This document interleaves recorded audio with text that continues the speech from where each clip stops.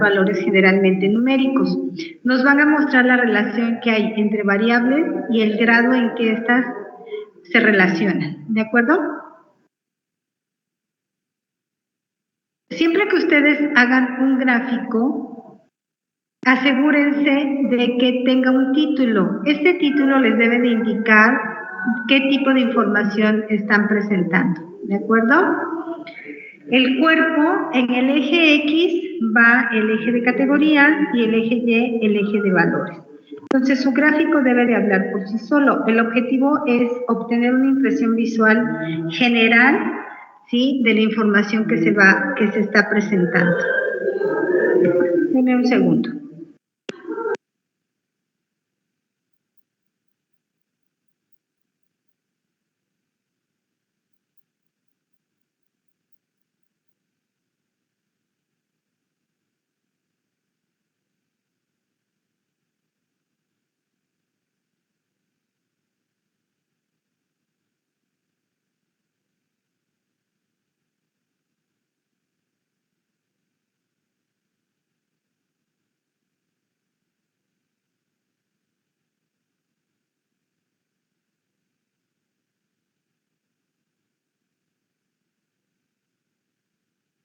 Hay una disculpa, chicos.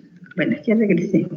Ok, entonces les decía que su gráfico debe de tener un cuerpo y un título. El gráfico debe de hablar por sí solo. Ustedes solo deben de explicar detalles.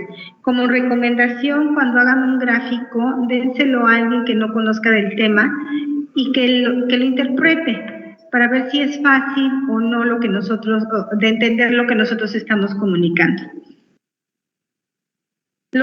Como recomendaciones, los gráficos deben de evitar distorsiones, se deben de utilizar escalas apropiadas y no utilizar escalas exageradas. Los gráficos más comunes son los gráficos de barra, histograma, diagramas de dispersión, lineales, de caja y gráficos circulares. Los tipos de gráficos en estadística más utilizados son diagramas de barras, histogramas, polígonos de frecuencia y circulares. ¿Qué características tienen los gráficos de barras? Bueno, estos se recomiendan para variables cualitativas o cuantitativas discretas. Las barras están separadas una de otra y cada barra, bueno, su altura corresponde a la frecuencia correspondiente. Aquí tenemos un ejemplo de barras agrupadas, ¿sí? Tenemos dos categorías y sus valores están dentro de los datos. Entonces, en el eje X están las categorías, en el eje Y los valores y las barras de colores nos indican las series. Los histogramas, este es un tipo especial de gráfica de barras, ¿sí? Pero las barras van pegadas una a otra. Estas gráficas se recomienda utilizar para variables cuantitativas continuas, ¿sí? O también cuando tenemos intervalos, cuando estamos graficando intervalos o clases. También se recomienda utilizar este tipo de gráficos de histogramas. Se utiliza, como decíamos, para variables cuantitativas continuas, las barras son unidas y las podemos mezclar con otro tipo de barras, como un barro de líneas, con uno de líneas o, por ejemplo, con un polígono de frecuencias. Los polígonos de frecuencias, ¿cómo los construimos? Bueno, los polígonos de frecuencias se puntea el valor X intersectado con el valor Y y después se unen con una línea esos puntos. Y ya que terminamos de unir todos esos puntos, esa línea en la parte de abajo forma un polígono, por eso es que se llama polígono de frecuencia. Este se recomienda también para datos agrupados.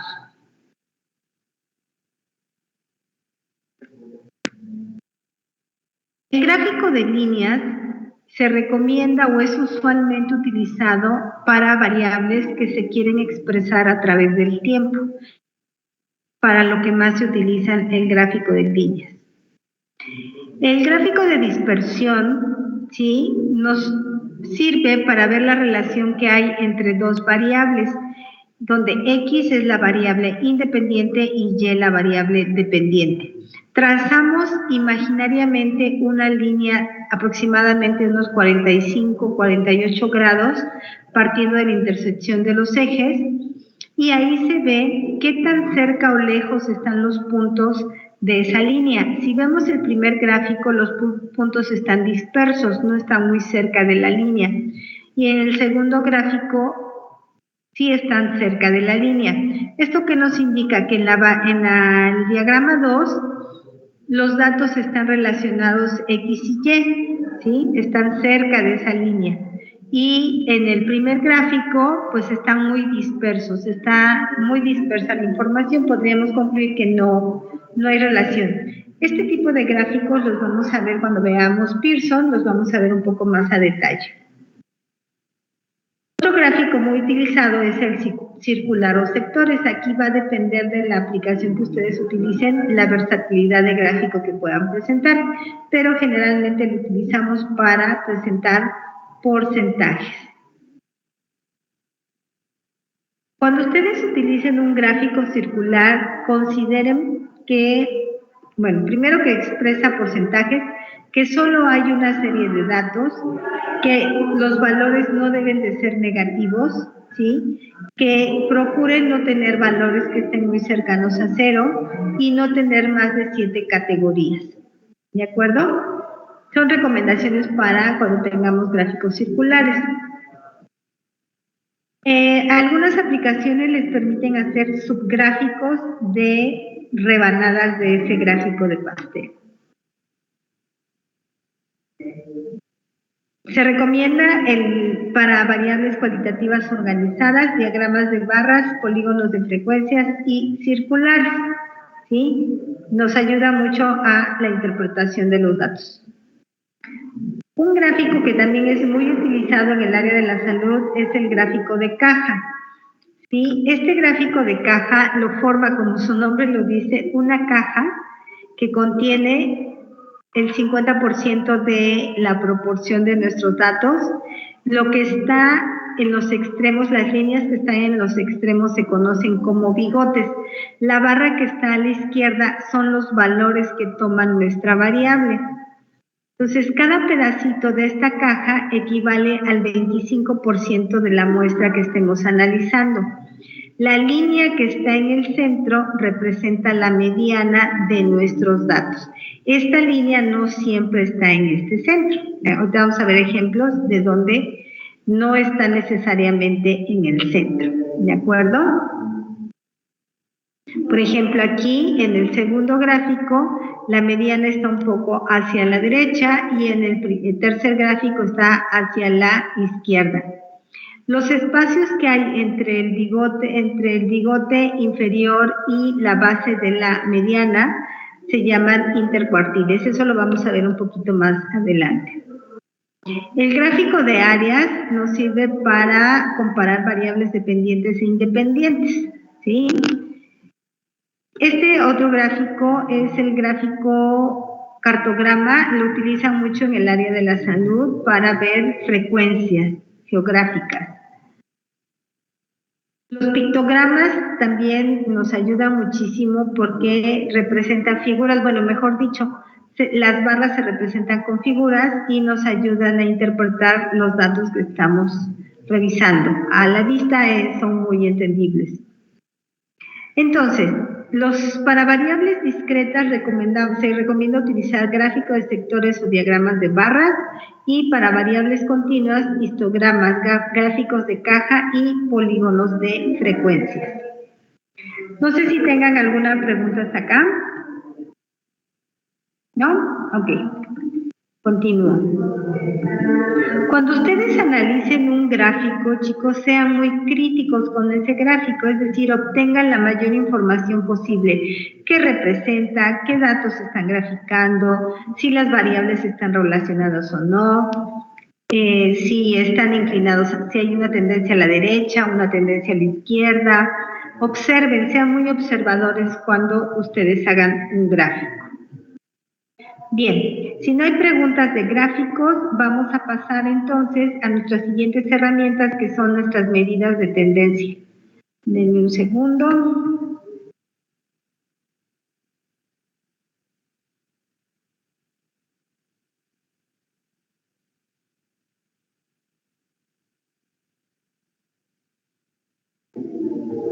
Entonces vamos a ver nuestras medidas de posición.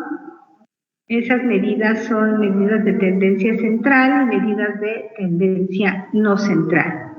Bien, entonces empezamos con las medidas de posición.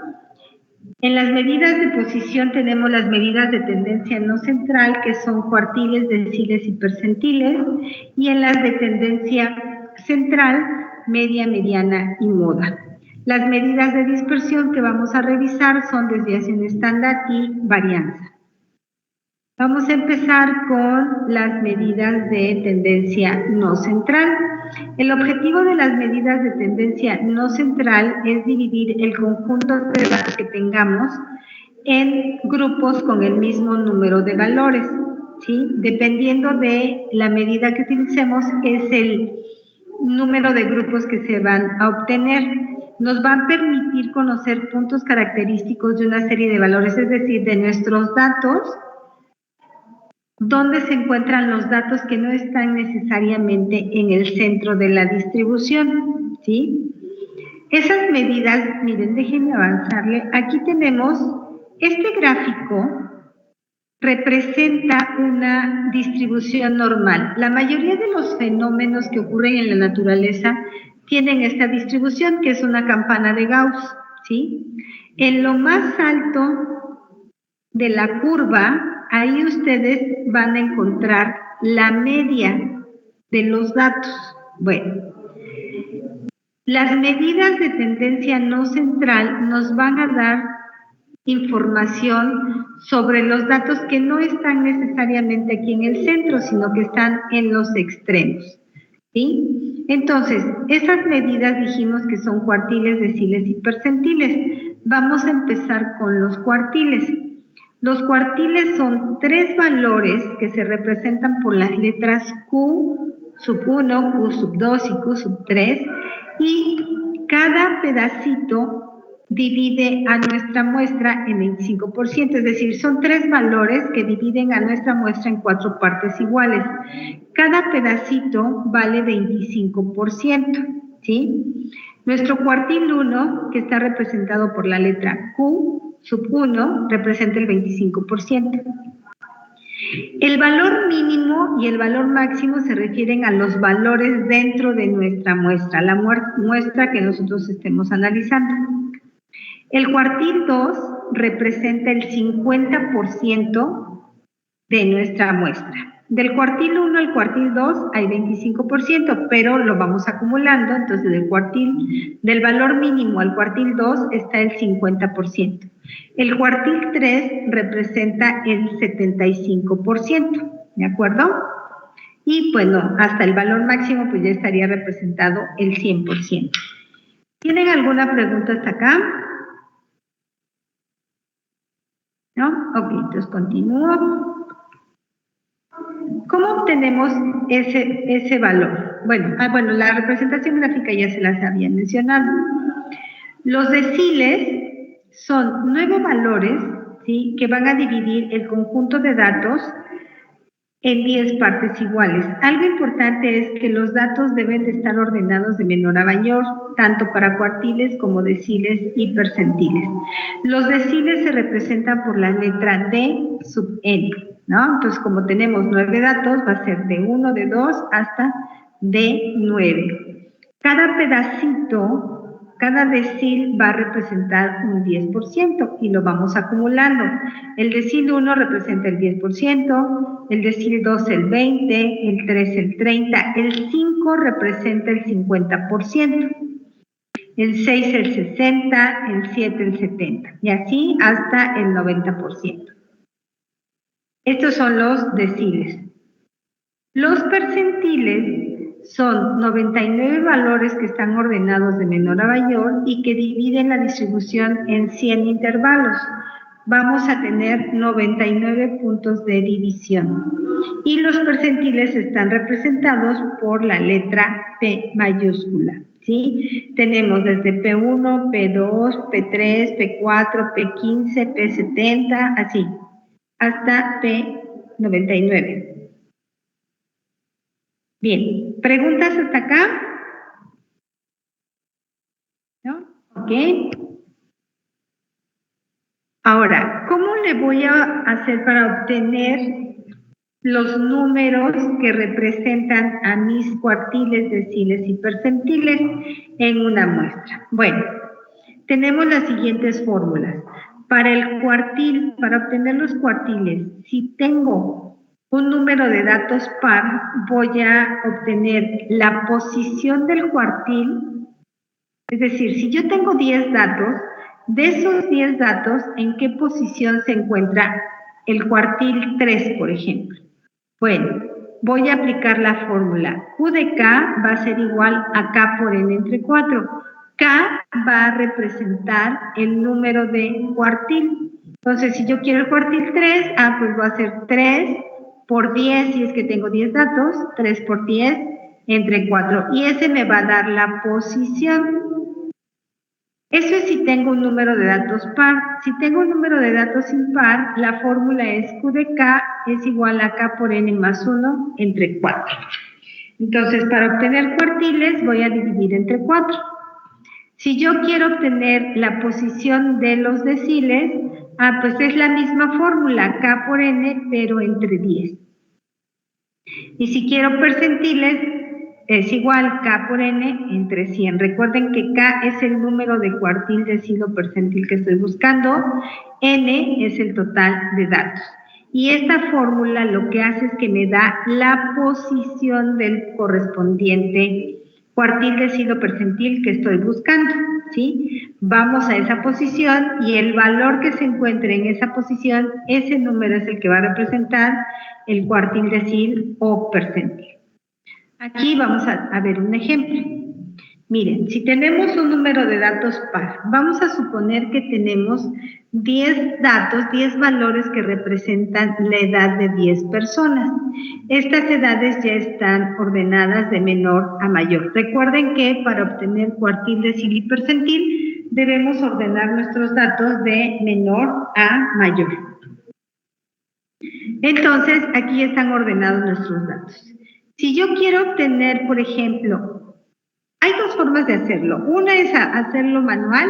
Recuerden que debe de estar dividido en dos partes iguales. Entonces, si tengo 5 valores, pues tomo el centro, ¿sí?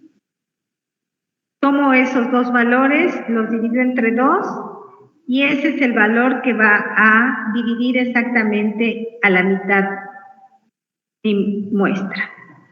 Pero si yo lo quiero hacer con la fórmula, por ejemplo, el cuartil 1, dijimos que la fórmula es K por N entre 4, entonces K es el 1 porque quiero el cuartil 1, por 10 porque son 10 datos, y entre 4 porque quiero cuartiles. Entonces me da un valor de 2.5, entonces voy a ir a buscar la posición 2.5. Aquí tengo la posición 1, la 2 y la 2.5, bueno, está entre la 2 y la 3. Ahí está la posición de mi cuartil 1. ¿Cómo voy a obtener el valor? Pues tomo los dos valores de los extremos, los sumo y los divido entre 2. Entonces, 16 más 16, 32 entre 2, 16. Entonces, voy a tomar el 16 de la derecha para que queden divididos en partes iguales mis datos. Y entonces, el cuartil 1 está en la posición 2.5 y vale 16. El valor es 16. ¿Cómo leo la información? Pues de mis datos, el 25%, porque es el cuartil 1, tiene 16 años o menos, porque dijimos que los datos representan edad. Esto es cuando tengo n par. Tengo n impar, pues es lo mismo, ¿sí? Si quiero el cuartil 2, por ejemplo, bueno, pues saco K por n más 1 entre 4. 2 por 11 más 1, 12. 22 entre 4, 6. Entonces, el cuartil 2 va a estar en la posición 6. Voy y busco mis datos ya ordenados en la posición 6. 1, 2, 3, 4, 5, 6. Y ese es mi cuartil 2, que equivale al 50%. ¿De acuerdo? ¿Tienen preguntas hasta acá? No, ok. Entonces, a ver, yo les preguntaría, ¿a qué percentil es igual el cuartil 2?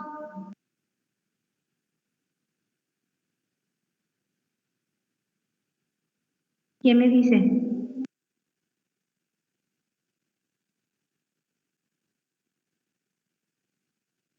¿Al 50%? Al 50, Pablo, así es. Muy bien. ¿Y a qué decir?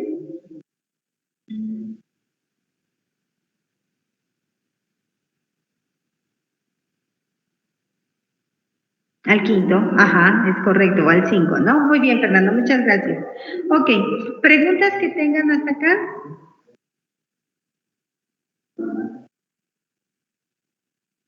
Entonces, si queremos hacer un ejemplo con deciles, bueno, es lo mismo. Aquí tenemos una tabla que representan calificaciones de 20 estudiantes que ya están ordenadas de menor a mayor. Queremos obtener el decil 4. Bueno, pues aplicamos la fórmula K por N entre 10, que nos da 4 por 20 entre 10, 8, que es la posición 8. Pues vamos y buscamos en la posición 8, 1, 2, 3, 4, 5, 6, 7, 8. En la posición 8 está el valor 37, entonces el valor 37 equivale al decil 40, ¿sale? Lo mismo para el decil 7.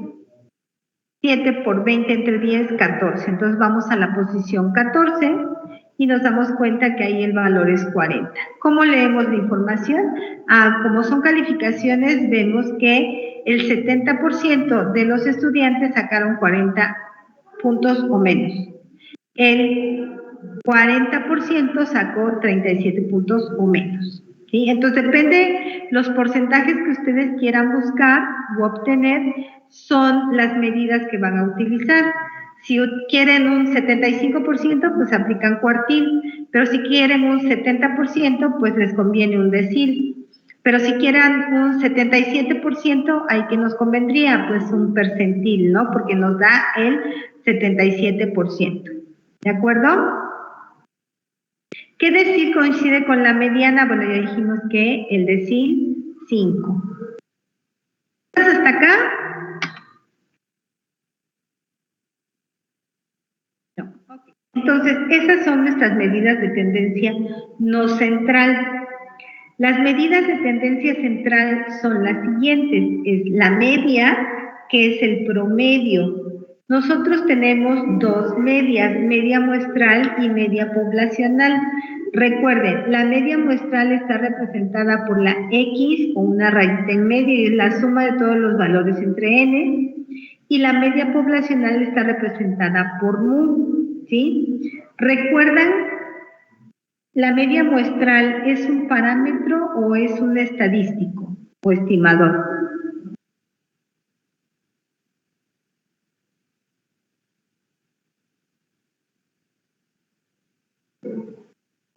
Ok, ¿la media poblacional recuerdan que es un parámetro o un estadístico?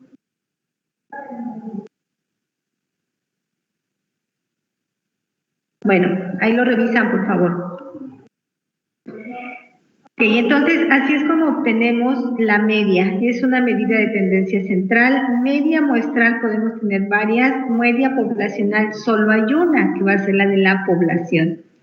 Las características de la medida de tendencia central es que es un valor reconocido en cualquier área en la que estemos trabajando.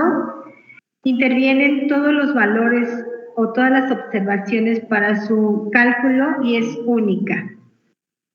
Otra medida de tendencia central es la mediana, ¿sí? La mediana es la que divide a nuestros datos exactamente a la mitad una vez que estos fueron ordenados, es decir, primero ordenamos los datos y después obtenemos la mediana. ¿Cómo obtenemos la mediana? Bueno, pues para n par tomamos el valor del centro y para n impar sumamos los dos del centro y los dividimos entre 2. Esa es la mediana. La moda es el valor que más se repite. Puede haber más de una moda. Si hay 2 modas es bimodal y si hay 3 es trimodal. Si no hay moda, porque sí puede que no haya moda, no hay moda, ¿sí? Entonces, nosotros vamos a resumir o a describir el comportamiento de nuestras variables cuantitativas a través de un resumen numérico, es decir, a través de un número. Para las medidas de tendencia central va a ser la moda, la mediana y la media, ¿sí? Recuerden, la moda es el valor que más se repite, la media el promedio de los datos y la mediana el centro. Y para medidas de tendencia no central vamos a tener cuartiles, deciles y percentiles. Bien, ¿preguntas que tengan? ¿No hay preguntas? Muy bien. Para el día miércoles, chicos, necesito que me digan, vamos a formar los equipos, entonces voy a necesitar que me digan con quién van a hacer equipo, porque el miércoles les voy a repartir el tema que les va a tocar exponer y les voy a dar fechas para la exposición, ¿de acuerdo?